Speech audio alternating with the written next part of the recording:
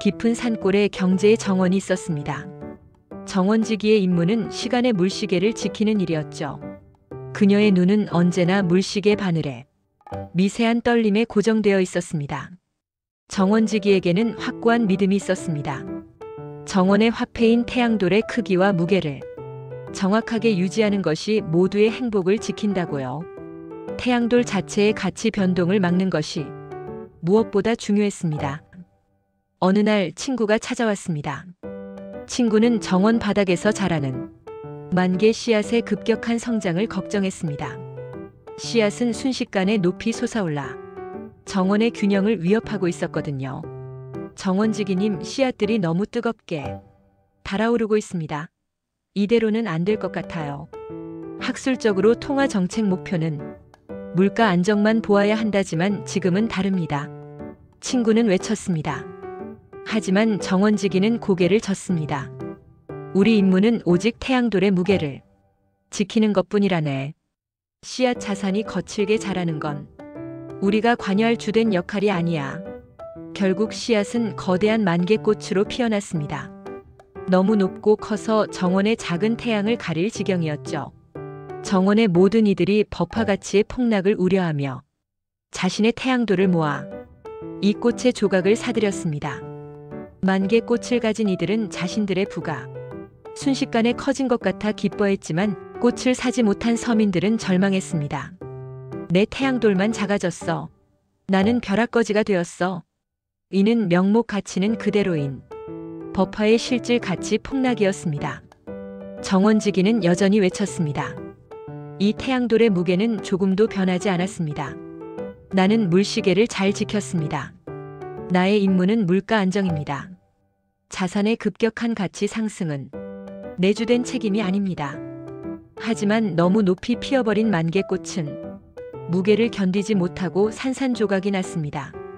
꽃을 가진 이들과 못 가진 이들 모두가 커다란 혼란에 빠졌습니다. 정원지기는 재빨리 긴급 복구액을 뿌려 정원의 시스템을 안정시켰습니다. 친구가 조심스럽게 말했습니다. 정원지기님, 꽃이 무너진 후 수습하는 것도 중요하지만 꽃이 처음부터 저렇게 높이 자라지 않도록 억제하는 것이 더 중요하지 않았을까요? 태양돌의 진정한 가치는 명목적 무게가 아니라 실질적 구매력에 있습니다. 정원지기는 깊이 반성했습니다. 물가 안정이라는 좁은 길만 보았지만 이제는 정원의 평안과 금융 안정이라는 더 넓은 길을 보아야 한다는 것을요. 태양돌 자체의 무게뿐 아니라 그 태양돌을 가진 이들의 삶의 무게까지도 지켜야 한다는 것을 깨달았습니다. 앞서 얘기는 통화 정책의 목표와 자산 거품, 물가 안정에서 금융 안정으로라는 주제를 상징적으로 그려본 것입니다. 이번에는 통화 정책의 궁극적인 목표가 과연 어디까지여야 하는지를 함께 생각해 보겠습니다.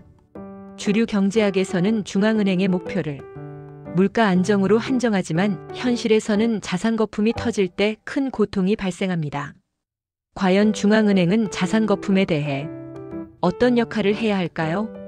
통화 정책의 본래 목적은 경제의 가격 안정, 즉 인플레이션을 억제하는 데 있습니다.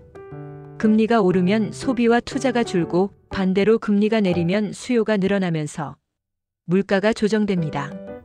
이 단순한 원리가 통화 정책의 핵심이었죠. 중앙은행은 전통적으로 자산 가격이 아닌 소비자 물가 지수를 중심으로 정책을 설계합니다.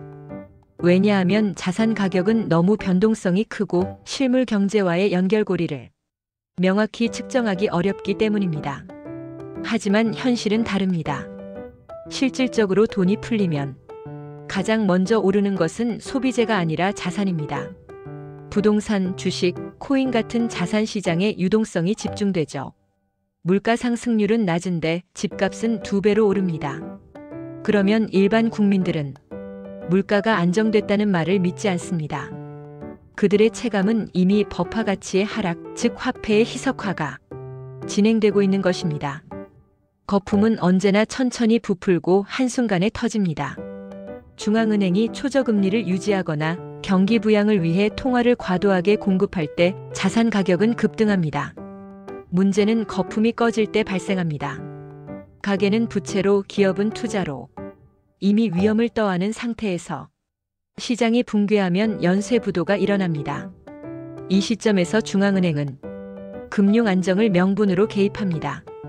하지만 이미 때 늦은 경우가 많습니다.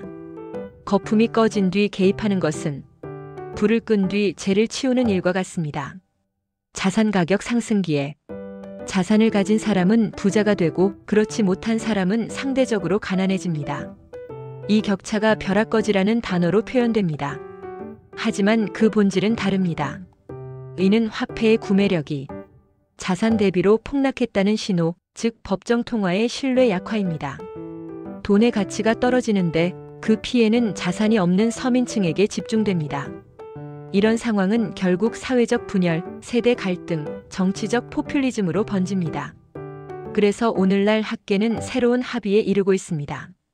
물가 안정만으로는 충분하지 않으며 자산시장 과열을 방치하면 결국 물가보다 더 큰 불안이 온다는 것입니다. 따라서 통화정책은 반드시 거시건전성 정책과 결합되어야 한다는 것이죠. 금융기관의 신용확장 속도, 가계부채 비율, 자산 가격 지표를 통합 관리해야 한다는 것입니다.